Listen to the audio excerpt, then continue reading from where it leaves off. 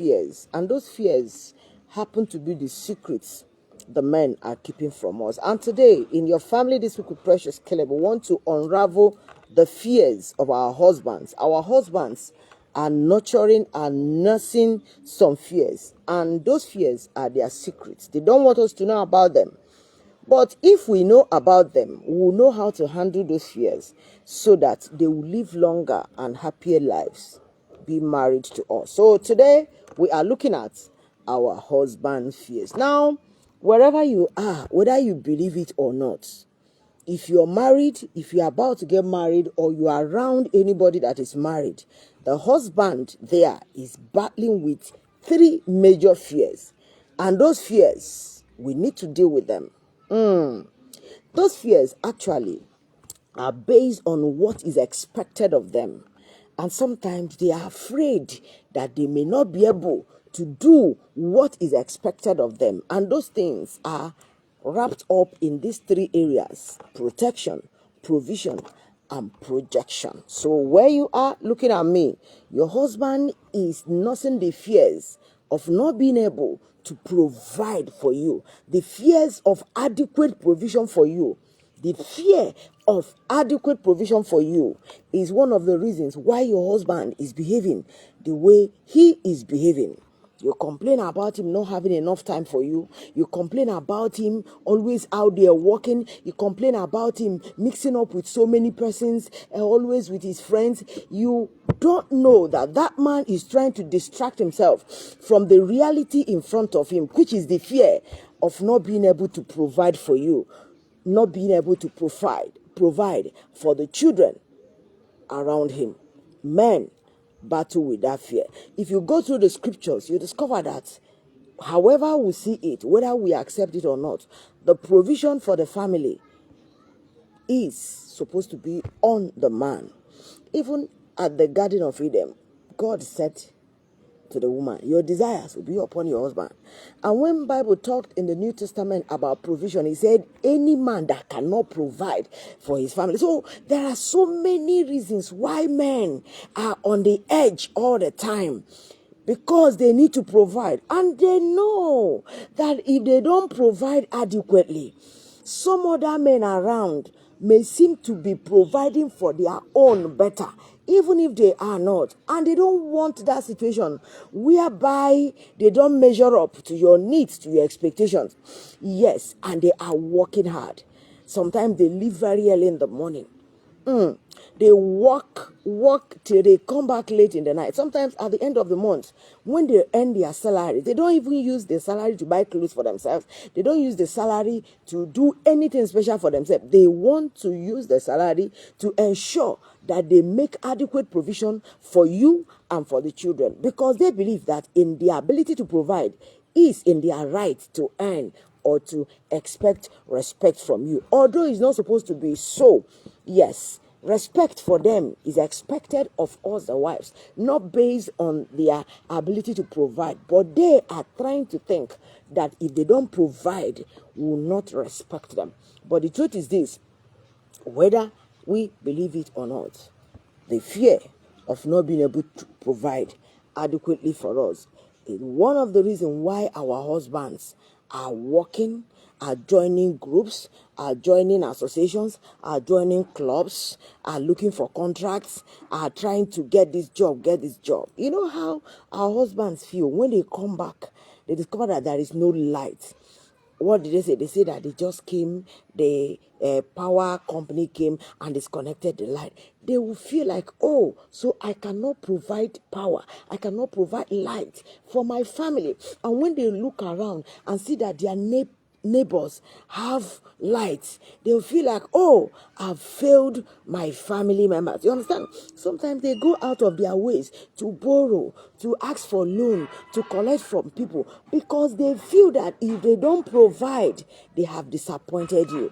And in disappointing you, they have disappointed themselves, because there is an expectation on them all the time. You know how they feel when they come back, there is no food in the house. No matter how much you as the wife earn, there is something in men that tells them that they should make sure that every need in the house is made by the reason of them providing. So even if you earn millions, and he earns in 50s, in 10s, or in 100s, he just believes that providing for you, providing for children, should be his sole responsibility. Any other thing you do, you're just supporting. And when you do more than just supporting, they feel low, they feel down.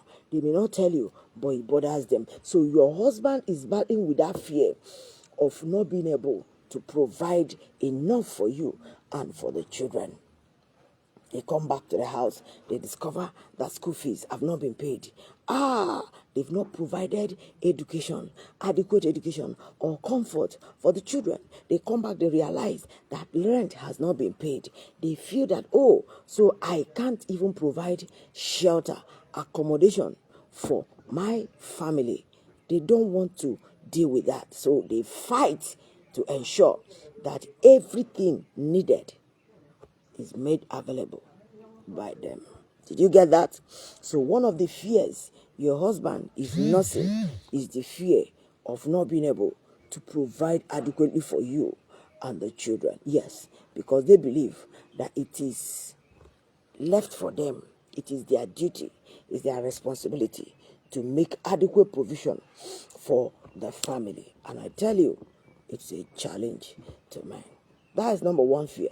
Number two is the fear of not being able to protect you. Oh yes, no man will want to stay and feel that, if anything happens now, I cannot protect my wife. I cannot protect my children. Yes, that is why they'll talk about putting burglary proof, putting this protector, building fence, putting gates, buying machete, buying knives, putting adequate. Imagine a situation whereby you are walking on the road with your husband and it's like you're falling. You feel like, if I don't catch her, I have failed her, because I am expected to be her protector, the physical, the human protector she has. So he wouldn't mind falling under for you to fall on him. Yes, so exceptionally. He wants to protect you financially. He wants to protect you even socially. So at the back of his mind, he's always monitoring to see if there is an area of your life where he has not been putting his presence enough for you to lean on or to find shelter from. So he thinks that he should be the one protecting you. And if at all he imagines that you're beginning to think that he cannot protect you enough, he's not protecting you enough, it becomes a problem. He wants to protect you when you're on the road. He wants to protect you when you're inside the house. He wants to protect you when you're on social media. He wants to protect you when you're in the inside the church. He wants to protect you even at work. When you're interacting with your people, he wants to protect you. In your place of business, he's concerned about how safe you are. Yes, so sometimes they do as if they don't care, as if they are not monitoring you. It's not true. He has this fear of you ever imagining that he cannot protect you. He wants to protect you from every form of abuse, confrontation, assault, or even insult, both from his own people, from your people, and from people out there. So he doesn't want to think of, that one day, let my wife will think that I cannot. He wants to prove to you that he can, because his fear is making him to think that one day you may imagine or assume that he cannot protect you. He believes that he should protect you. So he nurses the fear that one day there may be an area of his life or an aspect of him that may not avail him the opportunity of giving you the protection you expect from him. So just know that your husband, in whatever you're doing with him, at the back of his mind, he is imagining, does she think that I cannot protect her?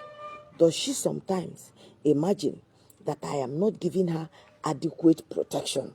Yes, so imagine you almost falling out. Why is it that most times when you enter public vehicles, men will want to sit outside? It's there in them. They will sit by the door or they will sit by the window, assuming that if anything happens, they'll be the one to be able to protect the women inside. Yes, that is how it is. It is there in them. Imagine a situation where something happens and where a man is supposed to offer protection. He doesn't offer protection because he is not able to. Do you know how he feels? Do you know how he feels? That is how it is with your husband. He doesn't want to ever imagine that he can stay like this and something hurts you, something harms you, something attacks you, or somebody assaults you, somebody, manhandles, your husband doesn't want to ever imagine that happening. So he's always afraid that one day such will happen and you feel disappointed in him. He doesn't want to ever stay knowing that he cannot protect you. No matter his height, no matter his educational qualifications, no matter his financial status, no matter his social status, no matter what it is, your husband wants to be the one protecting you.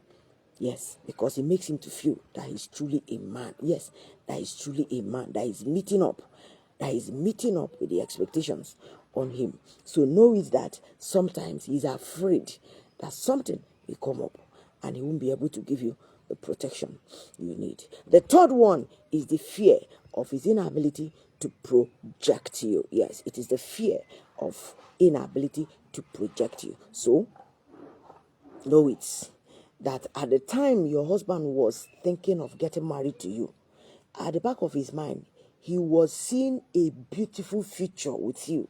He was seeing you being better than you are now. He was imagining you being a great person, a great lady, a great woman, a wonderful person that your growth, your development, your lifting, your upliftment, your promotion, or your getting better will all be pointed at him being married to you. So at the back of his mind, he wants to be the one that will be in the picture of who made you to get better. So if he sits like this, and thinks of the possibility of not being able to project you, not being able to make you to get better, to be more educated, to be more stable, to be more visible, to be more productive, to be more useful, or he just doesn't want to imagine it, that you stay like this and say, if not that I married you, I know where I forbid. He doesn't want to ever hear it. He wants to hear that, since I married you, I've become better. I've become more beautiful. I've become more educated. I've become more eloquent in my speech. I've become more developed. In fact, all round, I've become better. That is what your husband wants to hear.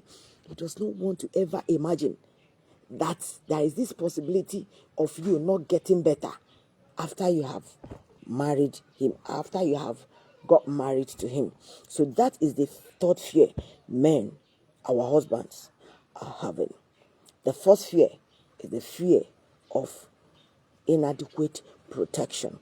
The second, inadequate provision. This one, inadequate projection. So how do we help men in this? Number one, let them know that you love them, that you marry them from your heart, and that before now you knew that they are human, that they are not omnipotent, that they are not omniscient, they didn't know it all, they don't have all the powers, that they are human, that they are not infallible, that they can make mistakes, that they don't have the whole world in their hands. And let them know that before getting married to them, that you knew that sometimes things will be there, sometimes things will not be there, that you already knew before marriage that marriage sometimes will turn out to be sour, sometimes will turn out to be so sweet, that you prepared ahead of time, that however it turns out, that you'll be there for them. Yes, just let your husband know that you made up your mind to marry him. Yes, just let him know. Let him know that getting married to him was your personal decision, and that you made that decision objectively with your clean mind, knowing that he is a human being, that he does not have it all, that there are some things he cannot do, that only God can do all things. Let him know that you know that the cattle on 1,000 hills does not belong to him. Let him know that the earth is not his and the fullness thereof. Let him know that you know that he doesn't have all the powers. Let him know that you know that there are things he cannot do, that you made up your mind to marry him because you believe that he is your husband, not that he is your savior, not that he is the God of all gods. No, that you choose to marry him, and that you know that sometimes things will be smooth, things sometimes will be rough, that sometimes things will be sweet, sometimes bitter, and you prepared ahead of time. They just need that assurance, but don't rub it off too much on them so that they don't think that you believe ab initio that they will fail. So you prepared for their failure. No, let them know that you knew before getting married to them that they cannot be 100% fully on ground 24/7 when it comes to protection, provision, and projection, that there are limitations because they are still humans, and there are areas where they cannot meet up, and at that they will have settled mind. Then number 2, please, as much as you can, let it be known to you that your husband does not have the power to make every provision for you, that all your needs will not come from your husband. All your needs will come from God. Did you get that? It is only your desires that you put on your husband. Let your husband know that in as much as you expect him to do what he's supposed to do, the provision, the protection, the projection, that you are not incapable of doing things by yourself. Let your husband know that there are times that if he's not available, that you can make food available for the children. That sometimes when the money is not there for rent, that you too can make some amount available for the rent. Let your husband know that you are not a liability unto him. Let your husband know that you are not there just lying there being useless to him in the name of marriage. Let your husband know that you have your worth, that you are an asset, and that you're not a thing, an object to be picked and dropped, that you are fully on ground, that even if he's not available, that you are available because you know that you are there to complement him. Complimenting him is an admission that he is not 100% perfect or complete in all areas. That is why there is room for you to come and fill, and let him know that whatever it takes to fill the gap that he cannot fill, that made God bring you to him, that you have all it takes to fill the gap. Financially, you can. Emotionally, you can. Socially, you can. Spiritually, you can. At that, you need to sit up. Wife, you need to sit up, get up, and start doing something. Even if you're not working for somebody, you can stay at home and be doing something. We have so many markets online where you can get yourself involved in. Some people stay at home and command millions and millions of naira, millions of dollars without stepping out of their house. Just use your phone. You get to some sites, you get to a website, you get to some apps, you learn one or two things, and at the comfort of your home, you do one or two things, and payments are made to your account. Alerts enter your phone, and from there you make transfers for some payments in favor of your husband or your family. So let your husband know that in as much as you expect provision, protection, or projection from him, that you are not worthless, that you are not useless, that you are not weightless, that you are not a problem to him. Rather, you are there as solution to his problem. That is number 2. Then number 3, please, as much as you can, from time to time, let your husband know that you are somehow strong to defend yourself in some areas. For example, it is ridiculous for you to expect your husband to come and protect you when a fellow woman is abusing you. It does not make sense. So let your husband know that there are some areas that you have the strength to handle the matter. Emotional strength, physical strength, mental strength, economic strength, social strength, spiritual strength to handle. So let him know that sometimes he should allow you to be that helpmate that you're supposed to be. That sometimes, in fact, that before you were sent to him, that you were existing. So sometimes he should allow you to manifest what you were manifesting around the problems that came, or you were manifesting towards the problems that came around you then, and you were surviving before he met you. Because I'm sure that before you got married, there were times your classmates wanted to fight you on the road now, coming back from school. There were times that those in the neighborhood came out and told you that they would beat you up. You remember? There were times somebody entered your ceiling and scattered some things. You remember? There were times some people gossiped and your name was in it. And you knew how to handle those matters. You knew how to handle those matters, and you handled them well.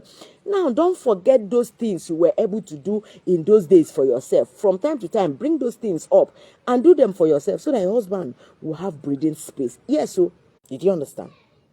The next is just try as much as you can to take some steps forward, upwards. Learn to prove on yourself, by yourself, for yourself. Learn to add whatever it is that you came to your husband's house with. Try to add some. Don't wait for your husband to be the only one projecting you. If he doesn't push you to go to school, you won't think of going to school. If he doesn't push you to do business, you won't think of business to do. If he doesn't push you to dress well, you won't think of dressing well.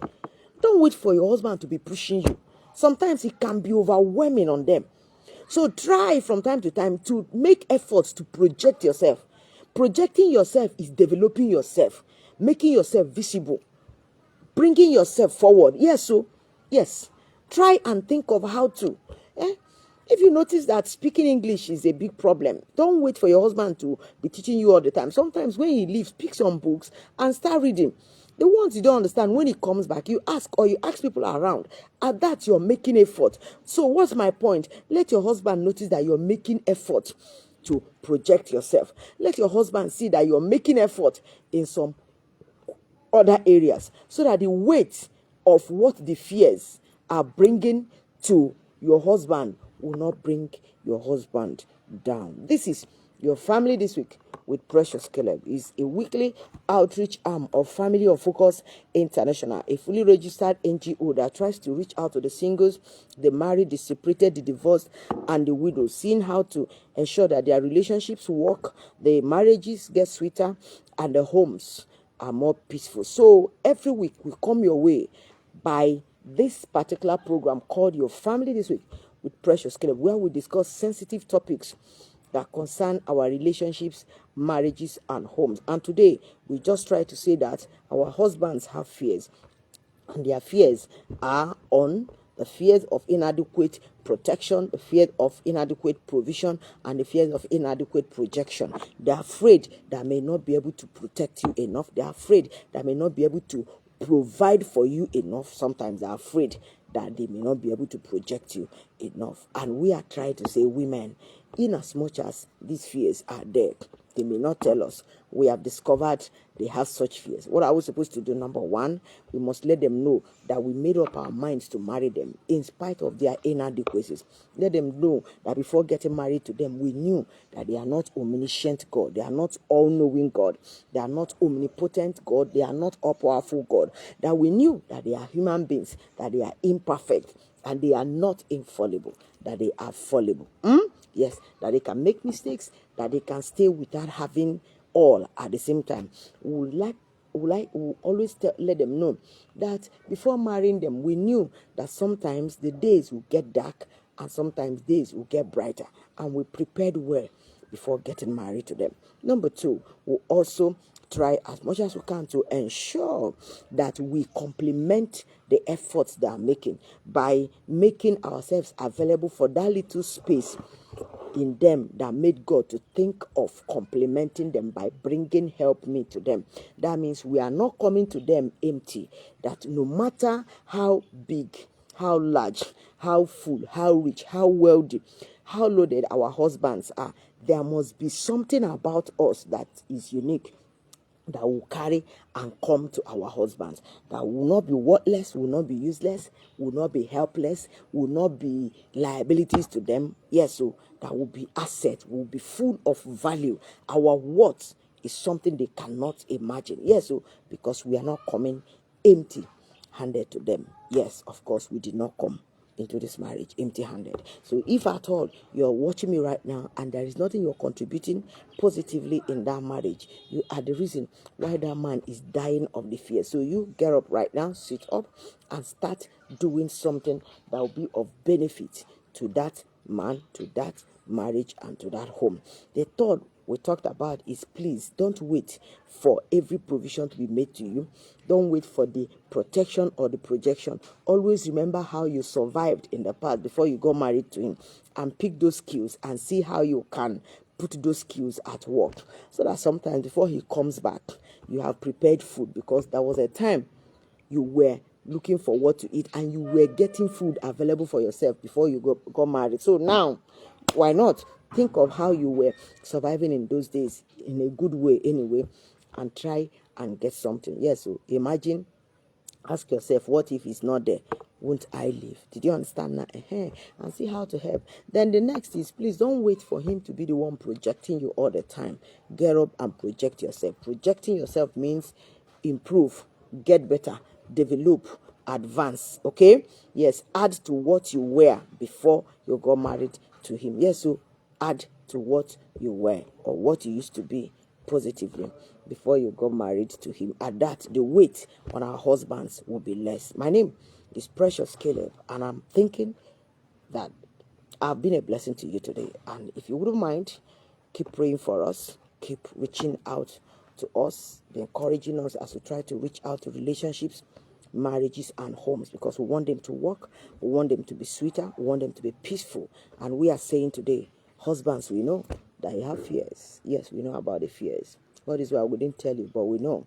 And we are trying our best to see if we can be of better lessons to you, especially in how to take care of those fears, because we love you. I want to be around you. The Lord bless you. God bless you. Till when next I come your way, don't forget my name. All right, so till when next I come your way, don't forget my name is Dr. Precious Caleb. I'm a friend from Family of God International, and I wish you well. The Lord bless you. See ya. I love you. Love you.